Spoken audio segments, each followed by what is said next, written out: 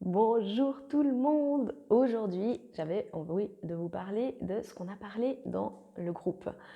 Donc les mardis, heu, j'ai 2 groupes en cours de route, toujours sur le même thème, changer son schéma amoureux. Et la beauté de ce groupe et de ces groupes, c'est que chaque personne est à un stade différent. Donc, on a des célibataires, on a des personnes qui sont divorcées, qui sont séparées, qui ont des enfants, on a des personnes qui sont en train de fréquenter et des personnes aussi en couple. Et hier, les questions étaient vraiment axées sur la communication. Et ça, c'est quelque chose que j'enseigne énormément, c'est avoir une communication authentique. Et ce qui est très intéressant, c'est qu'il y a énormément de croyances à travers la communication. Et notamment hier, une question, c'était j'ai envie de lui dire quelque chose qui ne me convient pas, mais comme on est un petit peu au début de la relation, j'attends le bon moment. Donc il y a cette croyance qui nous dit, pour communiquer quelque chose et potentiellement quelque chose qui n'est pas sympa à dire, qui va peut-être blesser l'autre, on doit attendre le bon moment. Et en réalité, il n'y a pas de bon moment. Vouloir attendre le bon moment, c'est tout simplement lorsqu'on a peur. C'est aussi la même chose lorsqu'on se dit « je dois dire les bons mots, je dois bien expliquer ». Mais c'est un signe de peur, c'est un signe de « si je dis quelque chose de travers, l'autre va partir ». Et la source de ça, c'est un manque de confiance en soi, un manque de valorisation personnelle, un manque d'alignement. Et ce que j'ai répondu, c'est dans la communication et dans ce qu'on a envie de dire à l'autre, comme par exemple, j'aimerais qu'il me prenne plus souvent dans mes bras, c'est quelque chose que j'aime. La première chose, c'est est-ce que moi-même je le fais? Toujours se demander, quand on a envie de demander quelque chose à l'autre, quand on a un besoin, est-ce que nous-mêmes on le fait? Parce que souvent, ce que je vois, c'est que on aimerait que l'autre fasse quelque chose, on aimerait que notre conjoint ou notre conjointe fasse quelque chose pour nous, mais on ne le fait pas nous-mêmes. Et on attend. On se dit, quand lui ou elle le fera, moi, je serai libre de pouvoir le faire. Là, je serai en confiance et enfin, je pourrai lui donner ça et le faire à mon tour. Alors qu'en réalité, on doit montrer l'exemple de ce qu'on veut. Je dis toujours quelque chose qui est vraiment à comprendre, c'est on éduque les gens à comment nous traiter. On leur montre comment nous traiter, tout simplement. Et on les inspire avec ce qu'on fait et notre vibration. Et on les inspire en faisant nous-mêmes déjà les choses qu'on aurait envie qu'ils fassent pour nous. C'est ainsi aussi dans la lignée de donner pour recevoir.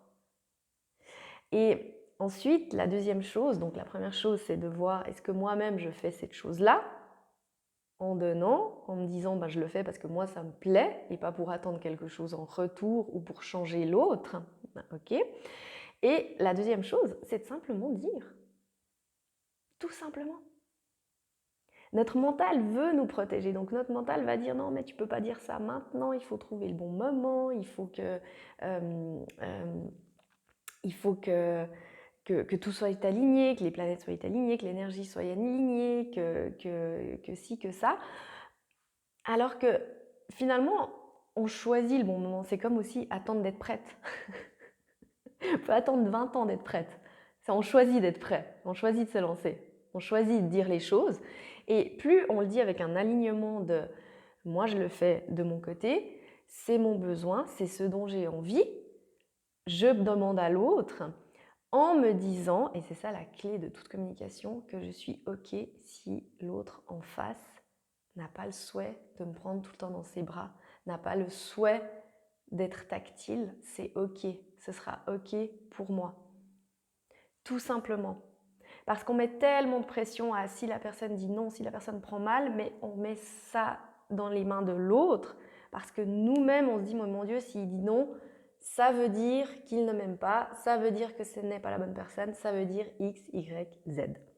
Donc c'est ce qu'on a fait hier, entre autres. On a aussi discuté de comment passer à autre chose quand voilà, notre ex ne veut plus être avec nous, quand on voit très bien qu'il y a quelque chose qui ne fonctionne pas entre les deux, mais qu'il y a finalement encore des sentiments, comment passer à autre chose.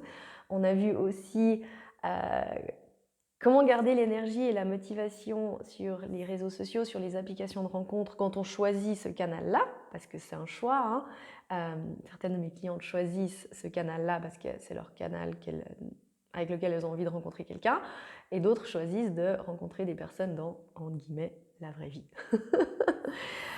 Qui est tout à fait possible, même en période de confinement et de Covid. J'en ai plein qui ont rencontré des gens à Bruxelles, à Paris, ici en Suisse, partout. Donc vraiment, c'est possible. Donc voilà, un petit échantillon de ce qu'on fait dans le groupe. Parce que je sais que nombre d'entre vous me posent la question, mais est-ce qu'on va vraiment au fond des choses? Parce que moi, j'ai un cas spécial. Je vais vous dire la vérité, on n'a pas besoin d'aller au fond des choses pour changer radicalement son schéma amoureux, parce que un schéma amoureux, c'est un schéma émotionnel.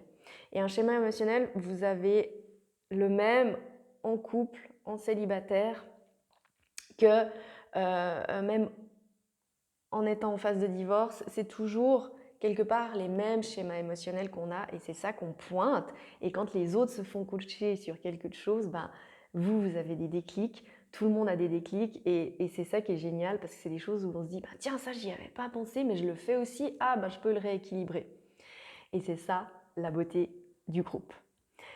Donc, voilà pour cette petite vidéo. Si vous voulez vous inscrire pour la session du mois de mai, simplement allez dans ma bio ou sur ma page ou n'importe où, et puis vous fixez un rendez-vous téléphonique. On fixe un rendez-vous téléphonique ensemble pour voir où vous en êtes et pour voir si c'est une formation qui vous conviendra. Donc, avant l'inscription, on discute ensemble pour voir quoi, comment.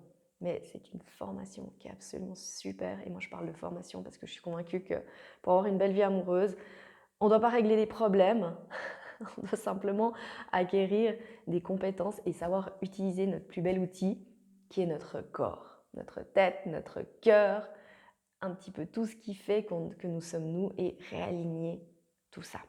Donc je vous dis à bientôt.